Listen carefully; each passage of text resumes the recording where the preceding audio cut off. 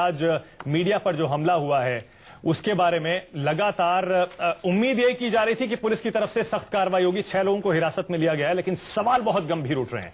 Media समाज का आईना होता है। मीडिया वो सवाल उठाता है, वो बातें कहता है जो आप लोग कहना चाहते हैं, आप लोग पूछना चाहते हैं। ऐसे में मीडिया पर हमला क्या आप लोगों पर हमला नहीं है, देश पर हमला नहीं है, समाज पर हमला नहीं है?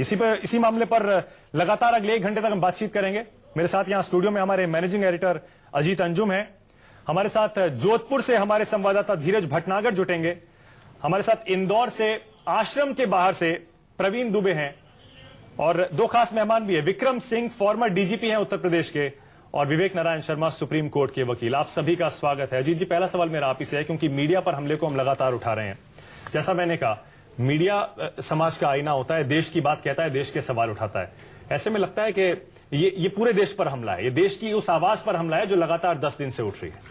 मैं इसको दूसरे संदर्भ में देखता हूं। मीडिया पर हमला तो है ही, जाहिर है। जिस ढंग से आसाराम के समर्थकों ने कल एयरपोर्ट पर किया भोपाल में, और उसके बाद आज जोधपुर में किया, और उसके पहले भी, ये पहला वाकया नहीं है, इसके पहले भी आसाराम मीडिया को लेकर, पत्रकारों को लेकर जब भी उनकी आलोचना हुई है, तब जिस ढंग से उन्होंने कहा, एक समय में आपको याद होगा मीडिया वालों को कुत्ता भी कहा था, और ऐसे तमाम आपत्तिजनक बयान वो पहले देते रहे। लेकिन अब जितने उग्र उनके समर्थक हैं, ये बहुत बड़ा संकेत है कि आसाराम कायदे कानून सब चीज से अपने को ऊपर समझ धर्मगुरु हैं। जो हमारे पास जानकारी है उसके मुताबिक, जो उनके समर्थकों का दावा है उनके मुताबिक, 425 आश्रम है उनके, 1700 बाल संस्कार केंद्र हैं, 50 गुरुकुल हैं, 1400 समितियां हैं, और बहुत बड़ा साम्राज्य है आसाराम का। और इस साम्राज्य में हजारों एकड़ जमीन है जो आसाराम के आश्रम में वो जमीन समाहित है। और आसाराम का कहना है कि उनके हजारों लाखों करोड़ों उनके श्रद्धालु, उनके समर्थक हैं। ये सब बात अपनी जगह है, एक धर्मगुरु होना अपनी जगह है। लेकिन क्या एक धर्मगुरु होने का यह मतलब कि उनके खिलाफ एक लड़की यौन उत्पीड़न का आरोप लगाती है, मामला दर्ज होता है, जोधपुर पुलिस, दिल्ली पुलिस और जोधपुर पुलिस के बीच मामला घूमता है, और उसके बाद आसाराम अलग अलग शहरों में जाकर अपने आश्रम में प्रवचन देते हैं, चुनौती देते हैं, और उसके बाद उनके समर्थक मीडिया पर हमला करते हैं, क्योंकि मीडिया वही दिखा रहा है जो आसाराम पर इल्जाम लगा है। अब सवाल उठता है कि आसाराम की हिमाकत कैसे हुई? क्या उन समर्थकों के बूते जो उनके आश्रम में रहते हैं, या आसाराम को भगवान मानते हैं, संत मानते हैं, बापू मानते हैं, या उनके बूते भी, उस पॉलिटिकल सिस्टम के बूते भी जो आसाराम के पीछे खड़े हैं? चाहे बीजेपी के बहुत सारे नेताओं को आपको याद होगा मानद, बीजेपी के नेताओं की झड़ी लग गई थी आसाराम के समर्थन में। आसाराम के समर्थक कम बोल रहे थे, बीजेपी के नेता ज्यादा बोल रहे थे। जब नरेंद्र मोदी ने कल आसाराम को राक्षस कहा, उसके बाद बीजेपी के नेता बैकफुट पर गए और पिछले 2 दिन से आवाज नहीं आई। लेकिन हम कांग्रेस सरकार की बात करेंगे। राजस्थान में अगर मामला दर्ज होता है, जोधपुर पुलिस अगर चाहती, 20 तारीख को एफआईआर हुआ, 21 को आसाराम को अरेस्ट किया जा सकता था। लेकिन जोधपुर पुलिस ने आसान रास्ता अख्तियार किया, सम्मन भेजा। सम्मन इतने सम्मान के साथ कि आसाराम जैसे शख्स खुद आए। लेकिन अगर यही कोई आम आदमी होता, कोई दूसरा आदमी होता, अरेस्ट करने में पुलिस देर नहीं लगाती ऐसे मामलों में, क्योंकि बहुत संवेदनशील मामला है, खास तौर से दिल्ली रेप कांड के बाद। उसके बाद सम्मन के लिए इंतजार किया जा रहा है। आसाराम वही तमाशा कर रहे हैं जो इस देश में बड़े बड़े असरदार नेता और अभिनेता और संत करते हैं, कि जब उनके खिलाफ मामला दर्ज होता है, बीमार हो जाते हैं, अस्पताल में चले जाते हैं, और उस बीमारी का इलाज किसी डॉक्टर के पास नहीं होता, और उसके बाद पूरे दिन तमाशा होता है। और एयरपोर्ट पे जब आसाराम के एयरपोर्ट पर डिपार्चर के बाद कुछ कैमरा टीम होती है, वहां उनके समर्थक हिंसक होते हैं। आज जोधपुर में हिंसक होते हैं, तस्वीरें हम दिखा रहे हैं। बुरी तरह से पिटाई हुई है IBN7 के पत्रकारों की। अब सवाल उठता है, आसाराम का अगर यह हौसला है, तो क्या सरकार, सिस्टम और पुलिस को उन्होंने ठेंगे पे रखा है कि कोई उसे गिरफ्तार नहीं किया जा सकता, उन्हें गिरफ्तार नहीं कर सकता? या उन्हें इस बात का एहसास है कि उनके पीछे इतने समर्थक हैं, पॉलिटिकल सिस्टम का सपोर्ट है, कि उन्हें उनकी गिरफ्तारी नहीं हो सकती? तमाशा हम सुबह से लगातार देख रहे हैं कि आश्रम में आसाराम के होने की बात कही जा रही है। आश्रम में अचानक खबर आती है इंदौर पुलिस की तरफ से कि वो आश्रम में नहीं है। आसाराम भोपाल, इंदौर, जोधपुर, सूरत, अलग अलग शहरों में समय समय पर देखे जा रहे हैं, और मिस्टर इंडिया की तरह ऐसे गुमनाम है कि पुलिस उनको पकड़ नहीं रही। मुझे लगता है बहुत बड़ा सवाल पॉलिटिकल सिस्टम का भी है। सवाल यह भी है कि अगर कोई संत होता है जिसके साथ तथाकथित रूप से हजारों लाखों लोग होते हैं, क्या वो संत IPC की धाराओं के मुताबिक गुनहगार होने के बावजूद, उसे सलाखों के पीछे होना चाहिए उसके बावजूद, क्या वो इतना बड़ा है कि पुलिस उस पर हाथ न रखे? बिल्कुल ऐसा लगता है दोनों ही राज्यों की पुलिस जिम्मेदार है, जोधपुर की भी और साथ ही साथ इंदौर की भी, जो अभी तक आसाराम कहां है ये तक पता नहीं है। सबसे पहले आपको ले चलते हैं इंदौर, जहां से प्रवीण दुबे हमारे साथ जुड़े हुए हैं। इंदौर में आसाराम के आश्रम के बाहर खड़े हैं प्रवीण, पहला सवाल यही है, क्या अभी तक पता चल पाया है आसाराम कहां है? जोधपुर पुलिस अगर वहां आती भी है गिरफ्तार करने के लिए, तो क्या खाली हाथ लौटेगी? मानक, अभी तक तो ये लग रहा है कि जो इंदौर पुलिस है उसका बहुत ज्यादा सॉफ्ट कॉर्नर है आसाराम के प्रति। जोधपुर पुलिस के आने के पहले इंदौर पुलिस यदि ये कह के सार्वजनिक कर दे बात को कि वो उसने सर्च कर लिया है और आश्रम में आसाराम नहीं है, इसके मायने यही है कि वो जोधपुर पुलिस को सर्चिंग की परमिशन नहीं देगी, क्योंकि जब तक लोकल पुलिस का सपोर्ट नहीं होगा जोधपुर पुलिस आगे आश्रम में सर्च नहीं कर सकती।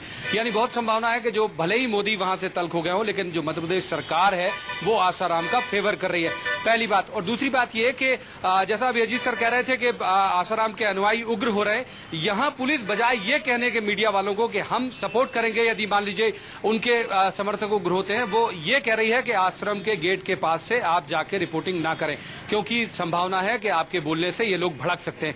यानी यहां भी वो साथ दे रही है आसाराम के समर्थकों का।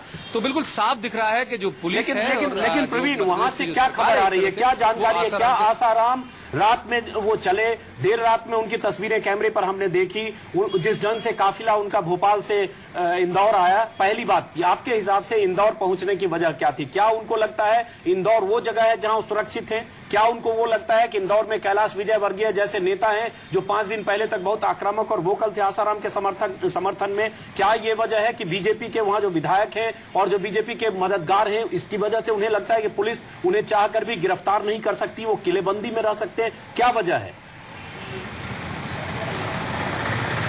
बिल्कुल यही वजह है सर, बिल्कुल यही वजह है, क्योंकि जो इंदौर उन्होंने चुना इसीलिए क्योंकि पिछली बार भी जब सम्मन देने राजस्थान की पुलिस आई थी तो 7 घंटे उसे वेट करना पड़ा था। और कहा यह जा रहा है कि वो इसी वजह से यहाँ पे आए हैं। और जो हमारे सोर्सेज हैं वो अभी भी ये कह रहे हैं कि वो इंदौर में है, एक प्रभावशाली व्यक्ति के घर में है, और 5 बजे एक पूरा मजमा लगा के फिर वो सार्वजनिक तौर पर सामने आएंगे, ये कहा जा रहा है। अभी तक जो सोर्सेज हैं वो बिल्कुल डिनाई नहीं करते कि आसाराम बापू इंदौर में नहीं है, लेकिन पुलिस सुबह से लगातार ये कह रही है कि आसाराम बापू इंदौर में नहीं है, और वजह शायद जोधपुर पुलिस को गुमराह करने की भी हो सकती है। वाकई ये सिर्फ हिंदुस्तान में ही होता है कि एक राज्य की पुलिस दूसरे राज्य की पुलिस की मदद करने के बजाय एक गंभीर यौन शोषण के मामले में अक्यूज्ड की मदद कर रही है, आरोपी की मदद कर रही है। प्रवीण और धीरज हमारे साथ बने रहिए। हमारे साथ उत्तर प्रदेश के पूर्व डीजीपी विक्रम सिंह भी हैं, सुप्रीम कोर्ट के वकील विवेक नारायण शर्मा भी हैं।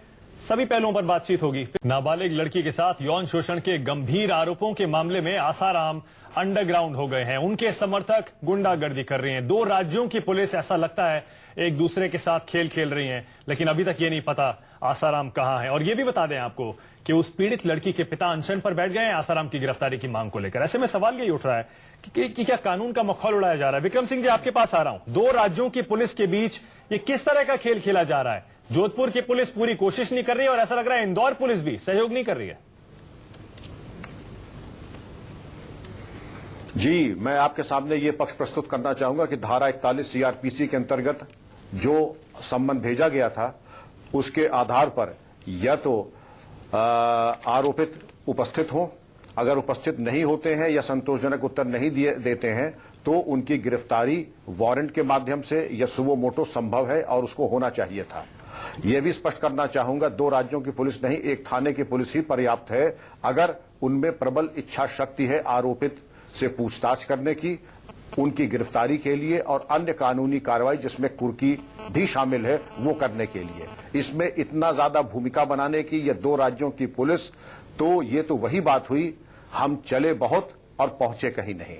विक्रम सिंह जी, आप जो कह रहे बहुत अहम है। आप डीजीपी रहे उत्तर प्रदेश जैसे सूबे के, आप बहुत अहम बात करें, दर्शकों को आपकी बात समझ में आ रही होगी। लेकिन एक चीज जानना चाहूंगा विक्रम सिंह जी, बार बार पिछले 10 दिन से सवाल उठ रहा है, आसाराम ये तमाशा कर रहे हैं या तमाशा करते, ये प्रेडिक्टेबल था क्योंकि ये पहले भी ऐसे करते रहे। और इन ऐसे संतों को लगता है कि उनके तथाकथित जो लाखों हजारों करोड़ों जो समर्थक हैं उनके दम पर कानून को ठेंगे पर रखकर कुछ भी कर सकते हैं। सवाल ये उठता है कि अगर किसी लड़की ने ऐसा संगीन इल्जाम लगाया, इल्जाम प्राइमा फेसी लग रहा है कि यौन उत्पीड़न का एफआईआर दर्ज हुआ, तो क्या लगता नहीं कि पुलिस को सम्मान के साथ देकर जोधपुर पुलिस जोधपुर में बैठ के इंतजार कर रही है, उसकी बजाय उनको तत्काल गिरफ्तार किया जाना चाहिए? अगर आसाराम की जगह कोई और शख्स होता तो क्या सम्मन भेजकर पुलिस 10 दिन तक इंतजार करती या गिरफ्तारी होती?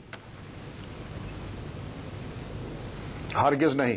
कानून इस बात की इजाजत नहीं देती है कि व्यक्ति के ओहदे को देख करके फिर कार्रवाई की जाए, या देख करके कि आरोपित का ओहदा क्या है, उसके अनुयायी कितने हैं, यह पुलिस का देखने का कर्तव्य नहीं है। पुलिस का काम केवल कानून और सबूत का मूल्यांकन करना और मूल्यांकन के आधार पर गिरफ्तारी, कुर्की या जो भी कानूनी कार्रवाई उनको करनी है उसको संपादित करना। और जनता में एक विश्वसनीयता की बात होती है, क्रेडिबिलिटी की बात होती है, और अगर इस प्रकार का आचरण पुलिस का रहता है तो पुलिस की विश्वसनीयता पे ऐसी चोट लगेगी जिससे भरपाई करना वहां के डीजीपी और वहां के पुलिस बल को बहुत कठिन होगा और जनता में विश्वास समाप्त हो जाएगा। विक्रम सिंह जी, एक बार फिर से डीजीपी रहे हैं इसलिए आपका बोलना अहम है।